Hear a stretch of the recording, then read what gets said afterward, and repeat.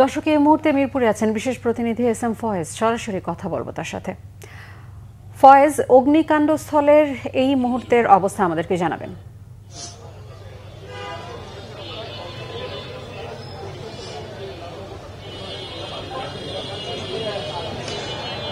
এখন পর্যন্ত গতকাল যে মিরপুর শিয়ালবাড়ি এলাকার যে রাসায়নিক গোডাউন এবং পোশাক কারখানায় যে আগুন লেগেছিল, পোশাক কারখানার আগুন নিয়ন্ত্রণে আসলেও এখন পর্যন্ত রাসায়নিক যে গুদামের যে আগুন সেটি নিয়ন্ত্রণে আসেনি। ফায়ার সার্ভিস সর্বোচ্চ চেষ্টা করছেন, তারা কৌশল অবলম্বন করেছেন এবং হ্যাজমেট টিম তারাও চেষ্টা করছেন।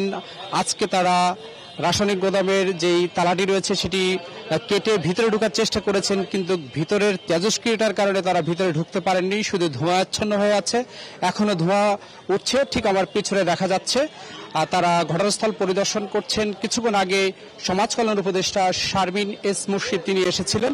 তিনি বলেছেন যে দায়িত্বশীল ব্যক্তিরা ঠিকমতো দায়িত্ব পালন করছেন না, ব্যবসায়ীরা তারা নিয়ম নীতি মানছেন না, নামের তারা অবৈধভাবে যে রাসায়নিক গোডাউন সেটি করেছেন, তার বলি হয়েছে মানুষ এবং যারা মারা গেছেন তাদের পরিবারের পাশেই সরকার আছে এবং অবৈধ যে গোডাউনগুলো আছে সেগুলোর বিরুদ্ধে সরকার দ্রুত তারা ব্যবস্থা নেবে এবং তল্লাশি চালাবেন এমন কথা তিনি বলেছেন। তিনি বলছেন যারা এই ঘটনার সাথে জড়িত তাদেরকে আইনের আওতায় আনা হবে, আর পোশাক শ্রমিকের যারা নিহত হয়েছেন বা আহত হয়েছেন তাদের চিকিৎসার বিষয়ে সরকার পরিকল্পনা করছেন। এবং আমরা সকালে যখন এসেছি, সকাল থেকে এখন পর্যন্ত অনেকেই তাদের নিখোঁজ স্বজনদের খুঁজছেন।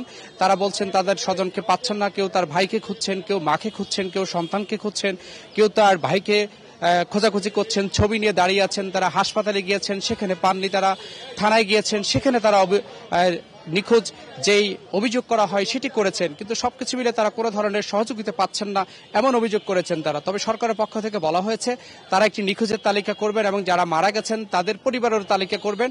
যারা নিহত হয়েছেন, আগুনে পুড়ে দগ্ধ হয়েছেন, জ্বলসে গিয়েছেন, তাদের চেহারা যে চেনা যাচ্ছে না, তাদের ডিএনএ পরীক্ষা করেই তাদের যাদের সাথে তাদের ম্যাচিং হবে পরিবারের কাছে লাশ হস্তান্তর করা হবে।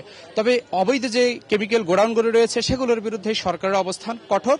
আর ফায়ার সার্ভিস তারা বলছেন তাদের যে সক্ষমতা রয়েছে, রাসায়নিক গুদামের যে আগুন নিবারণের যেই দক্ষতা সেটি তাদের রয়েছে বলে তারা দাবি করেছে। কিন্তু গতকাল যে আগুন লেগেছে এখন পর্যন্ত কিন্তু সেটা নিয়ন্ত্রণে আসতে পারেনি। তাদের হেজমেট টিম ভিতরে গিয়েছে, তারা দেয়াল ভেঙে ভিতরে ঢোকার চেষ্টা করেছে। সেখানে কি ধরনের কেমিক্যাল আছে, কত প্রকার কেমিক্যাল আছে, কি ধরনের কেমিক্যাল মজুতদার করা হয়েছিল এবং সেখানের ভিতরে আর কোনো মরদেহ আছে কিনা বা লাশ আছে কিনা সেটা কিন্তু তারা খোঁজার চেষ্টা করছেন। তবে আগুন নিয়ন্ত্রণে আসতে অনেক সময় লাগবে বলে তারা জানিয়েছেন। যেমনটা হয়েছিল তারা বলছেন যে চুরিহাট্টা, নিমতলী, সীতাকুণ্ড এবং কি গাজীপুর, আজকে যে মিরপুরের ঘটনা, এই ঘটনা থেকে মানুষ শিক্ষা নেয়নি, বরং উল্টো অবহেলা বেড়েছে বলে তারা জানিয়েছে। এবং এলাকাবাসী দাবি করেছেন অবিলম্বে এই ঘটনার সাথে যে মালিক বা সংশ্লিষ্ট যারা জড়িত তাদের বিরুদ্ধে কঠোর ব্যবস্থা নেওয়ার তারা দাবি জানিয়েছেন। এছাড়া তারা আরেকটি দাবি করেছেন যে পোশাক কারখানায় ভিতরে ঢুকার পর শ্রমিকদের তারপরে যে তালা মেরে দেওয়া হয় সে ধরনের তালা যেন আর না মারা হয় এবং ছাদে যেন তালা না থাকে। যদি তালা মারা না থাকতো তাহলে অনেক শ্রমিক বেঁচে যেতেন বলে তারা মনে করছেন। এ ছিল আমার কাছে এখানকার সবশেষ তথ্য। ধন্যবাদ। মিরপুর থেকে জানাচ্ছিলেন এস এম ফয়েজ।